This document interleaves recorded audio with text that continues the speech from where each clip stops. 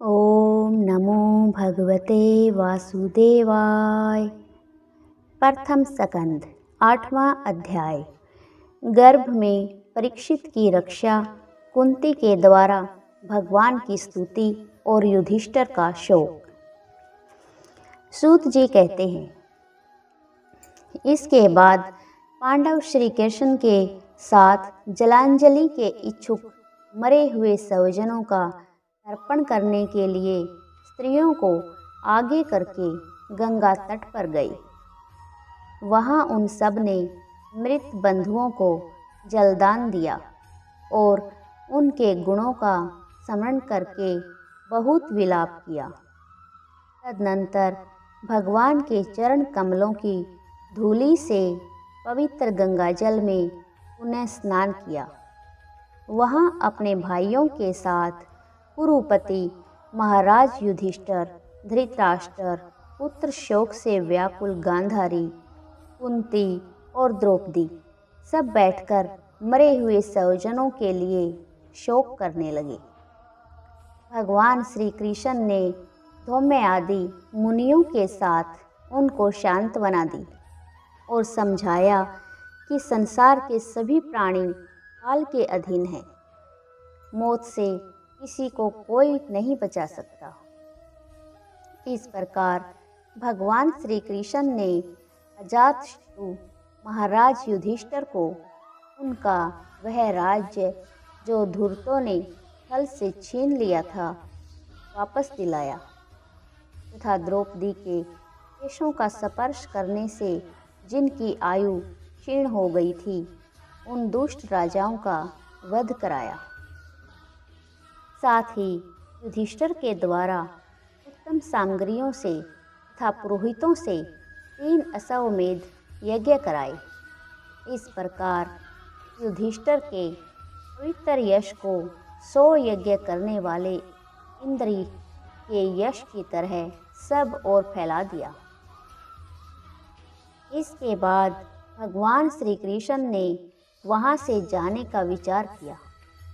उन्होंने इसके लिए पांडवों से विदा ली और व्यास आदि ब्राह्मणों का सत्कार किया।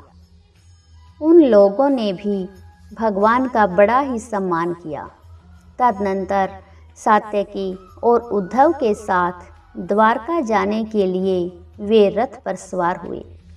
उसी समय उन्होंने देखा कि उत्तरा भय से विह्वल होकर सामने से दौड़ी चली आ रही है। उत्तरा ने कहा, देवाधिदेव जगदीश्वर, आप महायोगी हैं, आप मेरी रक्षा कीजिए।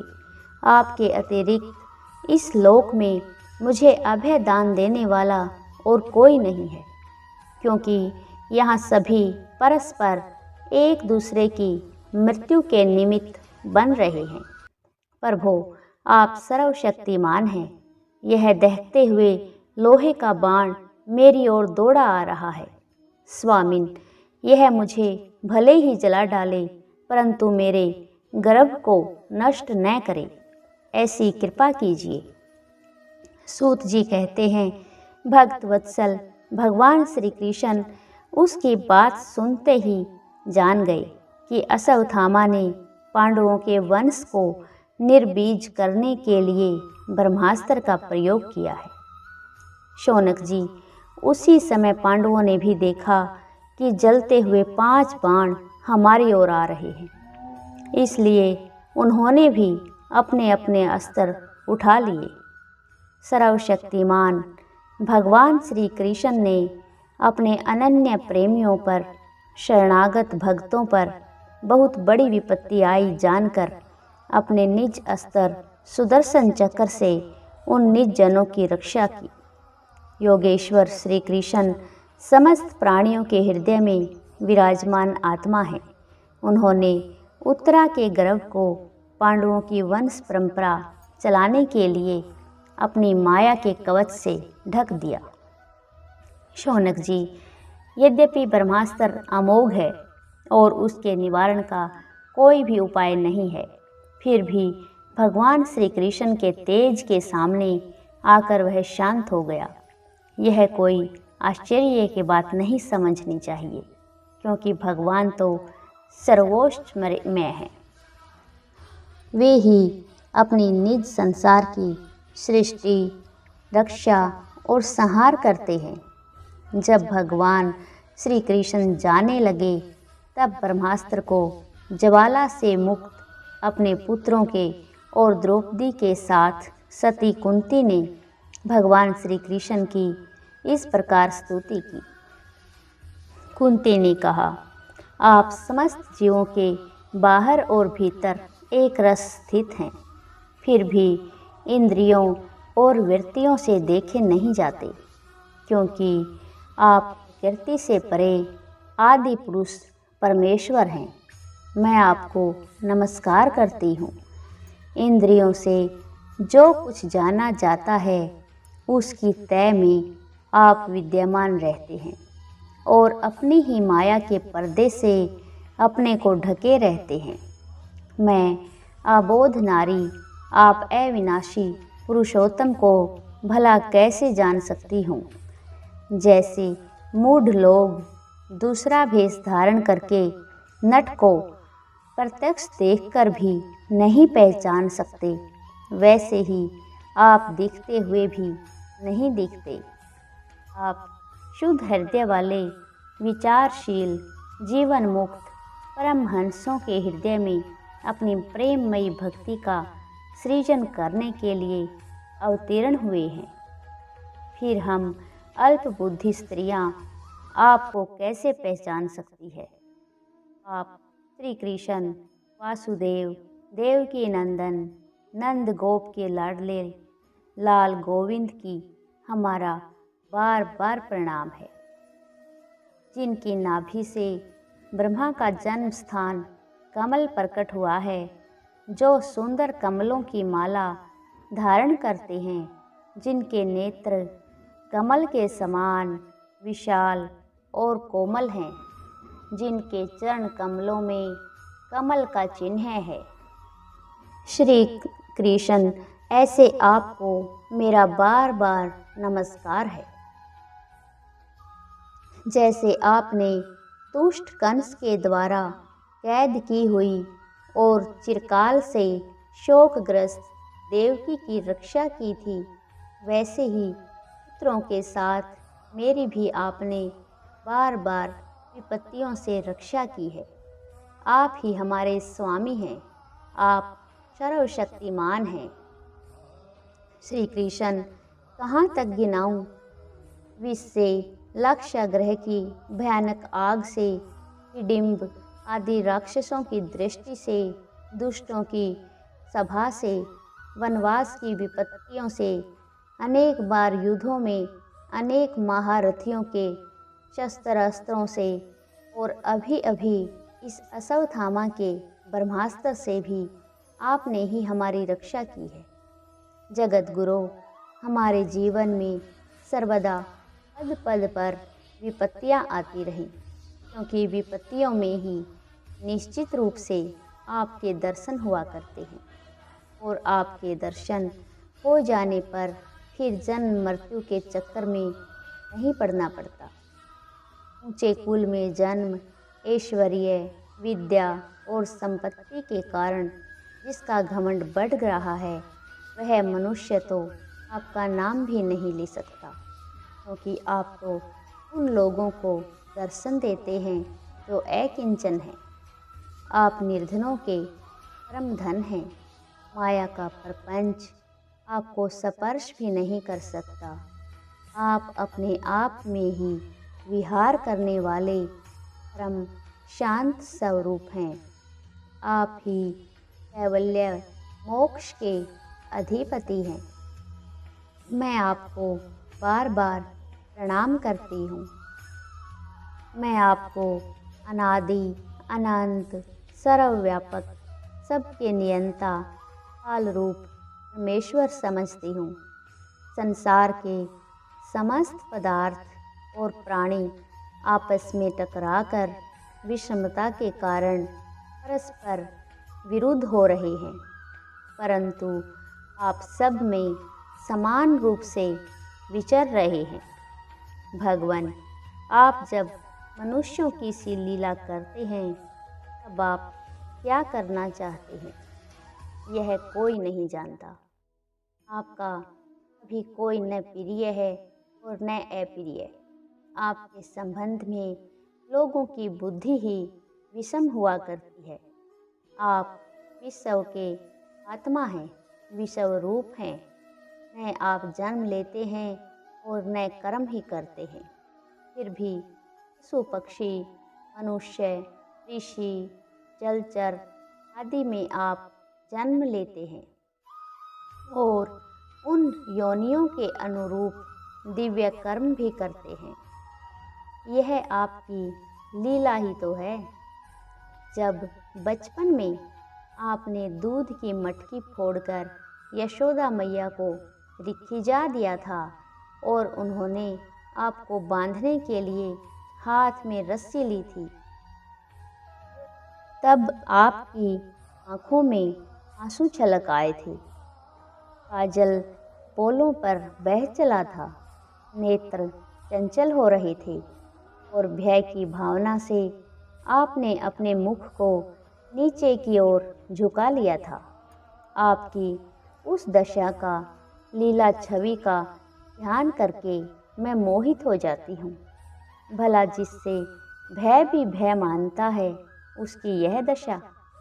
आपने अजन्मा होकर भी जन्म क्यों लिया है, इसका कारण बतलाते हुए कोई महापुरुष यूँ कहते हैं कि जैसे मल्याचल की कीर्ति का विस्तार करने के लिए उसमें चंदन प्रकट होता है, वैसे ही अपने प्रिय भक्त पुण्य श्लोक राजा यदु की कीर्ति का विस्तार करने के लिए ही आपने उनके वंश में अवतार ग्रहण किया है।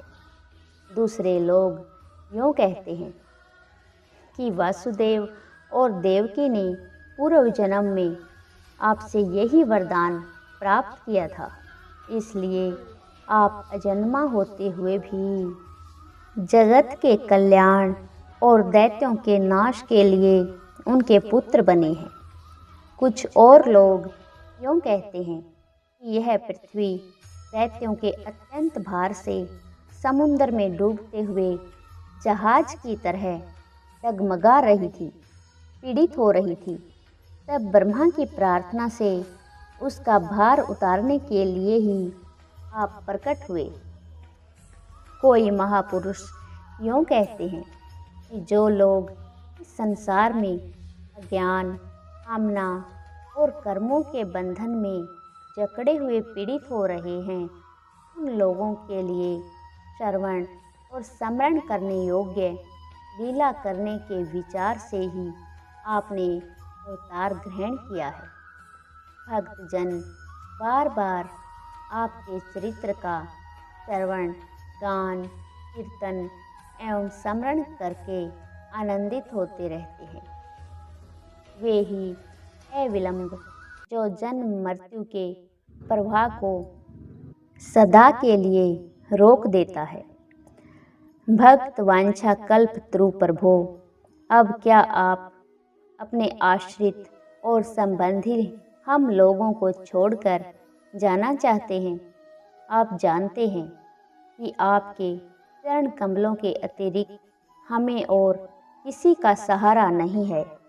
पृथ्वी के राजाओं के तो हम यूं ही विरोधी हो गए हैं। जैसे जीव के बिना इंद्रियां शक्तिहीन हो जाती हैं, वैसे ही आपके दर्शन बिना यदुवंशियों के और हमारे पुत्र पांडवों के नाम और रूप का अस्तित्व ही क्या रह जाता है। गदाधर, आपके विलक्षण चरण चिन्हों से चिन्हित यह कुरु जांगल देश की भूमि आज जैसी शोभायमान हो रही है, वैसी आपके चले जाने के बाद न रहेगी। आपकी दृष्टि के प्रभाव से ही यह देश पकी हुई फसल तथा लता वृक्षों से समृद्ध हो रहा है। ये वन, पर्वत, नदी और समुद्र भी आपकी दृष्टि से ही वृद्धि को प्राप्त हो रहे हैं। आप विषव के स्वामी हैं, विषव के आत्मा हैं और विषव रूप हैं। यदुवंशियों और पांडवों में मेरी बड़ी ममता हो गई है। आप कृपा करके स्वजनों के साथ जोड़े हुए इस स्नेह की दृढ़ फांसी को काट दीजिए।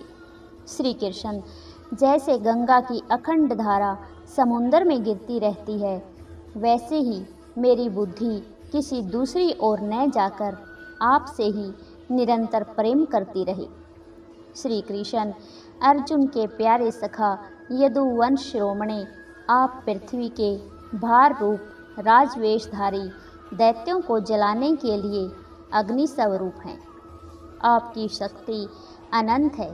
गोविंद, आपका यह अवतार गो, ब्राह्मण और देवताओं का दुख मिटाने के लिए है। योगेश्वर, चराचर के गुरु भगवान, मैं आपको नमस्कार करती हूँ। सूत जी कहते हैं, इस प्रकार कुंती ने बड़े मधुर शब्दों में भगवान की अधिकांश लीलाओं का वर्णन किया। यह सब सुनकर भगवान श्री कृष्ण अपनी माया से उसे मोहित करते हुए से मंद मंद मुस्कुराने लगे। उन्होंने कुंती से कह दिया, अच्छा ठीक है, और रथ के स्थान से वे हस्तिनापुर लौट आए। वहाँ कुंती और सुभद्रा आदि देवियों से विदा लेकर जब वे जाने लगे, तब राजा युधिष्ठिर ने बड़े प्रेम से उन्हें रोक लिया। राजा युधिष्ठिर को अपने भाई बंधुओं के मारे जाने का बड़ा शोक हो रहा था। भगवान की लीला का मर्म जानने वाले व्यास आदि